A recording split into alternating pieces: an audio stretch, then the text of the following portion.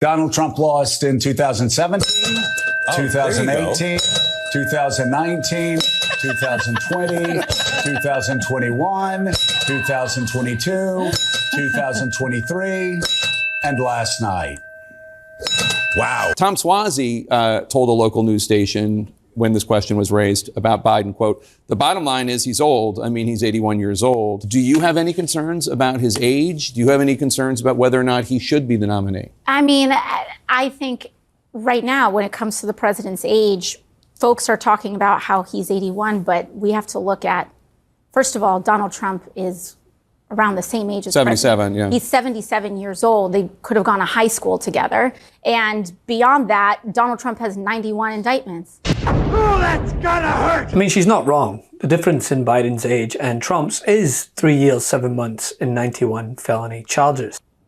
What I know who I'm going to choose. It's going to be one of the most successful presidents in modern American history that passed the Inflation Reduction Act, that got us the American Rescue Plan, that ensured that we could pass one of the largest federal investments in climate change in U.S. history. And as far as we go, as we know, virtually all the filing deadlines have passed. There's already been a primary. Voters have outright rejected Dean Phillips. President Biden is going to be the Democratic nominee, and hopefully he'll be reelected as president of the United States. As Democrats scored yet another victory yesterday, flipping former Speaker of the House George Santos' seat, the excuses, of course, came pouring in. Everything from snow may have reduced the amount of Republicans who could get out to vote. Are they hedgehogs or something? To next level pandering from Trump errand boy Mike Johnson. The result last night is not something, in my view, that Democrats should celebrate too much. Think about what happened there. They spent about $15 million to win a seat that President Biden won by 8 points.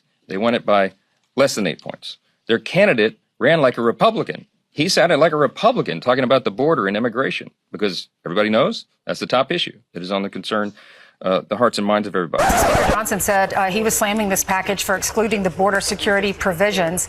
The Senate bill, he said, is silent on the most pressing issue facing our country, talking about the border. He says he's not going to bring it to the floor if it passes the Senate, which it did, but they could find a way to go around the Speaker. Right. And he says the reason that the House is not going to bring it up is because it needs border security stuff, which ironically was in the Senate bill last week. But of course, that was kicked to the curb because a bunch of Republicans bailed on it because Donald Trump didn't like it. But as the dust settled, Jake Tapper discussed with AOC what this victory meant for Democrats, not only in New York, but across the board as they seek to take back the House. Won this district by 8 points in 2020. Now, former Congressman Tom Suozzi, a Democrat, is trying to get it back. I know that former Representative Suozzi, he knows his district, he knows his territory. But I also think we can acknowledge the fact that we don't have to be afraid to be Democrats either. As you mentioned, President Biden won this seat by 8 points. That is not 1 or 2 or 3. That is a significant margin. And we also can run up the numbers with an enormous amount of enthusiasm, especially in a special election like this, which is really about a base race between the two parties, getting out your most enthusiastic voters, especially on a snowstorm like this.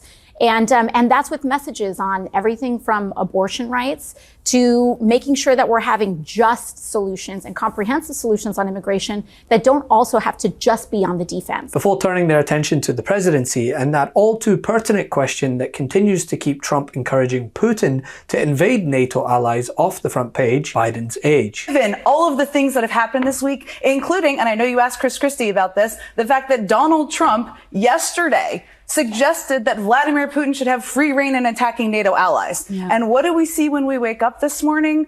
Wall-to-wall coverage of whether a guy who's 4 years older than his opponent is too old to be president. And AOC had the perfect response to it. Tom Suozzi told a local news station when this question was raised about Biden, quote, "The bottom line is he's old. I mean, he's 81 years old." He wouldn't say, Suozzi, whether Biden would be the Democratic nominee at the party convention in August. Do you have any concerns about his age? Do you have any concerns about whether or not he should be the nominee? I mean, I think right now, when it comes to the president's age, folks are talking about how he's 81, but we have to look at, first of all, Donald Trump is around the same age as 77, president. yeah. He's 77 years old. They could have gone to high school together. And beyond that, Donald Trump has 91 indictments.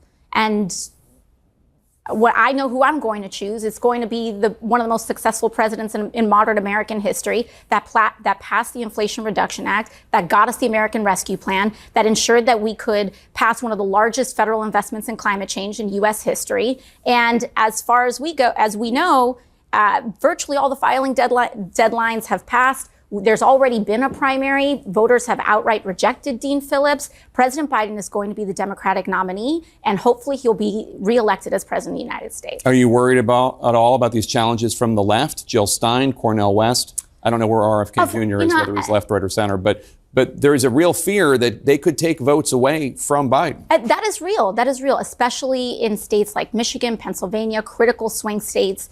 But we need to understand what we are staring down in this country. If Donald Trump is elected president of the United States, we do not know if there will be a verifiable next election that has integrity. He already tried to, we saw on January 6th, he tried to overturn the results of a presidential election by force, by inciting a riot. And I think we need to be very, very realistic about the grave, grave impacts of a Donald Trump election. It is not a joke. It is not a game. We need to protect our democracy, and ideally, it's going to be on progressive values. Democratic Congresswoman Alexandria Ocasio-Cortez, always good to have you. Thank you so much. Now I want to speak candidly here because the subject matter continues to plague cable TV, Twitter, even the New York Times op-ed section. It is exactly what the Trump campaign want, honestly. And when I pointed this out on Twitter, I had a few people respond, with respect, by the way, that they've just voted against someone all too long and simply want to vote in favor of a candidate, which I get, right? It's a valid point. We all want to be motivated to vote for someone that represents us and ideals that we stand for, which is similar to the point that Jon Stewart made in his comeback show, that the onus is then on the incumbent to show why your vote is not just a vote against the other guy. And I personally think that the Biden administration haven't done a good enough job of outlining their plethora of victories. From the American Rescue Plan, shots in arms, money in pockets, kids back in school, rescuing the economy from a once-in-a-century pandemic and allowing the American economy to emerge as the most advanced in the world. Yes, more needs to be done in terms of addressing affordability and the inflationary pressures, and President Biden has a vision to do that. Infrastructure and investment, past clean water in every community, bringing domestic manufacturing jobs back home to the United States of America, lowering the price of insulin to $35 per month for millions of Americans when it had cost $4,000 a year. This is an incredible track record of results and accomplishments. In fact, I think liberals in general just don't do a good job pointing out victories and remembering them. And that is what needs to be focused on, because the age stuff isn't going away. Trump and many voices in the mainstream media will ensure that. But they have to campaign on the victories, not just the idea, or should I say the fact, that Trump is worse and has proven that. Focus on things like Trump didn't lower the cost of prescription drugs. This administration did. This is, who did Donald Trump fight for the 4 years he was president? He accomplished two things: an extremist Supreme Court so that politicians, instead of women, would make decisions about abortion. And the second was a $2 trillion tax break, mostly for billionaires and millionaires and giant corporations. What has Joe Biden been fighting for his time in office? $35 insulin, Medicare drug negotiation, trying to cut student loan debt, get rid of junk fees, biggest climate package literally in the history of the world, and paid for by my 15% minimum corporate tax on billionaire corporations' profits. In the weeks, months, and years following the June 2022 Dobbs versus Jackson decision, Trump has boasted time and time again about being the catalyst for overturning Roe. Because for 54 years, they were trying to get Roe v. Wade terminated, and I did it, and I'm proud to have done it. They wanted to get it back, right? You wouldn't have that. There would be no question. Nobody else was going to get that done. The Biden administration have reiterated their call for Congress, codify protections that had been provided by Roe, adding that if a bill were to be passed, he would immediately sign it into law. Year of our Lord 2024? Mm-hmm. The government should not be telling women what to do with their bodies. And so it's that basic. And I'll tell you again, I am traveling the country. I'm starting on I did the college tour, and starting January 22nd, which is the anniversary of Roe v. Wade.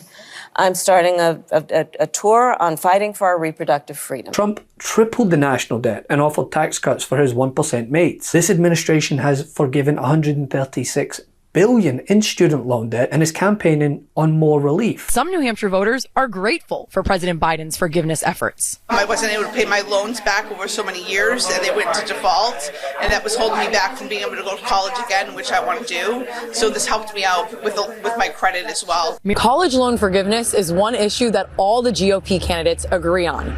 None of them are for student loan forgiveness. They all oppose it. Trump wants the economy to crash so that he looks better. When there's a crash, I hope it's going to be during this next 12 months, because I don't want to be Herbert Hoover. The one president, I just don't want to be Herbert Hoover.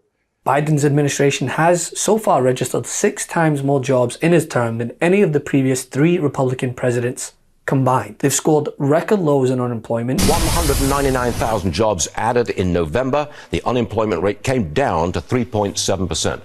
Yeah, this was an economy and a stock market that surprised really all the experts. I don't think very many, if any, quite predicted this. So we'll look at a consensus of economists, and you'll see that at the beginning of the year, they were looking at a very little sliver of growth for our economy. Some were predicting recession, but not a lot of growth.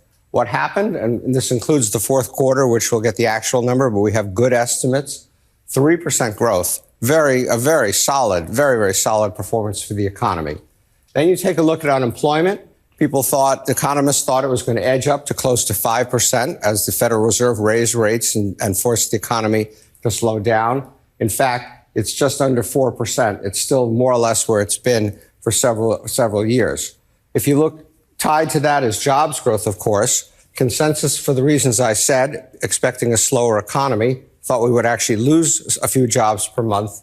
In fact, we gained almost 250,000 jobs a month through November. We'll get one more number on Friday of this week. And then lastly, the S&P, as you mentioned, Willie, nobody can predict the S&P. Let's just be honest about that for starters. But they were looking at 5%, the strategists, and instead they got 25%. Wow. Record highs on the Dow, which Trump said would crash. They said the stock market will boom if I'm elected. If he's elected, the stock market will crash. Okay. 12 seconds later. Finished the week 10-year about 4.14%. And that is going to do it in the 4830 for the S&P 500. These are things to vote for, not just in spite of. And again, candidly, I've said it before, there are countless areas that I want to see this administration do a far better job on: foreign policy, diffusing conflict, humanitarian aid in Gaza, not signing blank checks over to Netanyahu, continued and extended efforts to focus on renewable energy and not take pride in the fact that they're set to outpace Trump in regards to drilling. I look at these issues and I want to see more, but then I consider also the alternative, because that's the choices we have. Will any of these concerns that I have be rectified under Donald Trump? You answer that question. Or, as AOC pointed out, would chances be better under an administration that has followed through on countless campaign promises? Love this video? Make sure you stay up to date on the latest breaking news and all things Meidas by signing up to the MeidasTouch newsletter at MeidasTouch.com/newsletter.